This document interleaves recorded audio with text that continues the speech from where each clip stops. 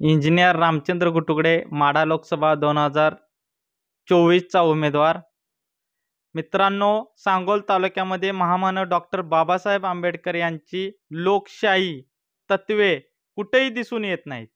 फक्त 3 घराणं, एक शेकापचं देशमुख घराणं, दुसरं शिवसेनेचे शहाजीबापू पाटील यांचं घराणं, तिसरं राष्ट्रवादीचे दीपक आबा पाटील साळुंखे पाटील यांचं घराणं, हे तिघच फक्त एकमेकाच्या विरोधात कुस्ती लावण्याचा नुसता खेळ दाखवतायत आणि जनतेला खुळं करण्याचं काम करतायत। आजपर्यंत या तिघांच्या पण घरामध्ये आमदारकी होती, पण त्यांनी जनतेचे प्रश्न सोडवले नाहीत।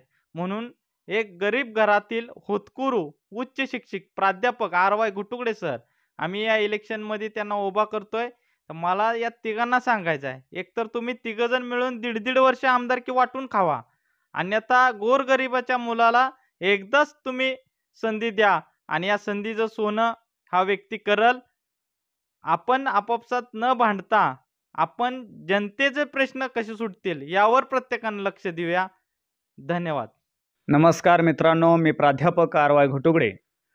आता रामचंद्र घुटुगडे साहेबांनी माझं नाव घेतलं की आर.वाय. घुटुगडे सरांना या 3 प्रस्थापितांच्या विरोधात उभं करू। खरं तर या 3 प्रस्थापितांच्या विरोधात मी उभा नाही आहे। गोरगरीब समाजाची सेवा करण्यासाठी व गेली आमदार पदाची अनेक स्वप्न दाखवली आणि तिन्ही घरामध्ये भांडणं लागली। मी आमदार होणार, तू होणार आणि याच्यातून जनतेचा गैरफायदा घेतला।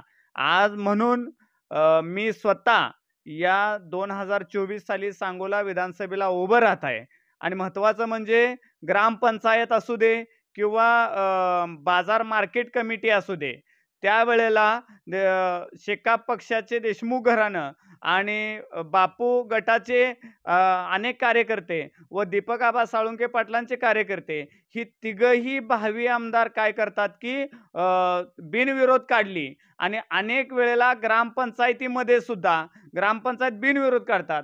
मग माझी यांना विनंती आहे की ह्या वेळेला जो जनतेतला उमेदवार आहे त्याला होऊ दे की एखाद्या वेळेला गरीबाचा।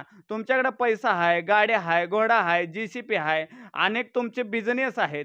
मग ह्या वेळेला एखाद्या रोजगाराच्या पोराला तुम्ही तिघांनी मिळून जरी पाठिंबा दिला किंवा तुम्ही तिघांनी एकमेकात वाटून जरी खाल्ली तर अडचण काय। म्हणून लोकांना तुम्ही खुळं न समजता, लोकांना येड न लावता, लोकांच्यात भांडणं न लावता, अनेक सरपंचांच्या मध्ये किंवा अनेक झेडपी सदस्यांच्या मध्ये, अनेक कार्यकर्त्यांच्या मध्ये डोके फोडाफोडीचे कार्यक्रम न करता तुम्ही ही विधानसभा गोरगरिबाच्या पोरासाठी सोडावी आणि बिनविरोध करावी म्हणून मी विनंती करतो। आणि तुमच्या विरोधात नाही पण जनतेची सेवा करण्यासाठी मी शेवटच्या श्वासापर्यंत भाई गणपतराव देशमुख साहेबांचं शपथ घेऊन सांगतो की 100% या तालुक्यात विधानसभेसाठी उभं राहणार।